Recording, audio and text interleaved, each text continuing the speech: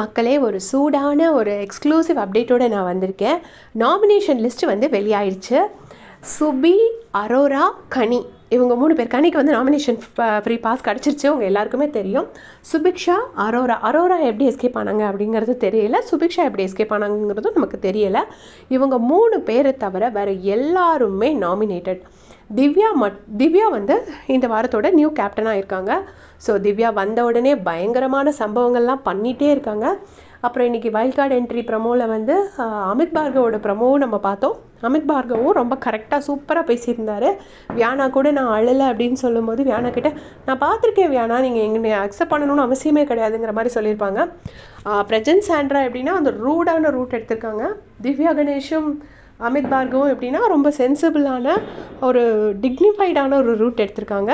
So 2 பேருமே வந்து நல்லா ரொம்ப ஒரு 4 ப்ரமோவுமே ரொம்ப ப்ராமிசிங்காக தான் இருந்துச்சு இன்றைக்கி பார்த்த வரைக்கும்.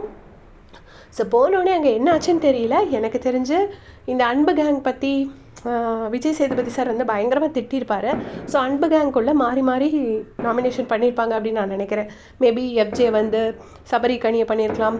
கனி கிடையாது, கனி வந்து எஃப்ஜே சபரியும் பண்ணியிருக்கலாம். ஸோ இந்த மாதிரி மாறி மாறி நாமினேஷன்ஸ் பண்ணியிருக்காங்கன்னு நான் நினைக்கிறேன்.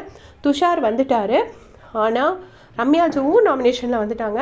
ஆனால் கிரேட் எஸ்கேப் யாருன்னா சுபிக்ஷாவும் அரோராவும். அரோரா எப்படி எஸ்கேப் ஆனாங்கன்னு நமக்கு தெரியாது, சுபிக்ஷா எப்படி எஸ்கேப் ஆனாங்கன்னு நமக்கு தெரியாது. கனிக்கு வந்து நாமினேஷன் ஃப்ரீ பாஸ் கிடச்சது அவங்க எல்லாருக்குமே தெரிஞ்ச விஷயந்தான். ஸோ திவ்யா கணேஷன் நாமினேஷனில் வந்திருக்க மாட்டாங்க.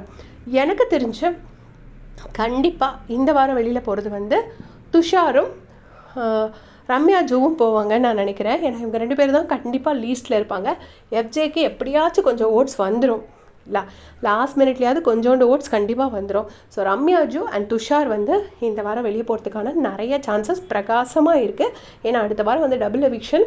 இந்த வாரம் இந்த வீடு வந்து கச்சன்னு ஆயிடுச்சு பார்த்தீங்களா. ஸோ டபுள் எவிக்ஷன் வச்சு 2 பேர் விரட்டிடுவாங்க. அதில் இவங்க 2 பேர் தான் போகிறாங்க அப்படின்னு நான் நினைக்கிறேன்.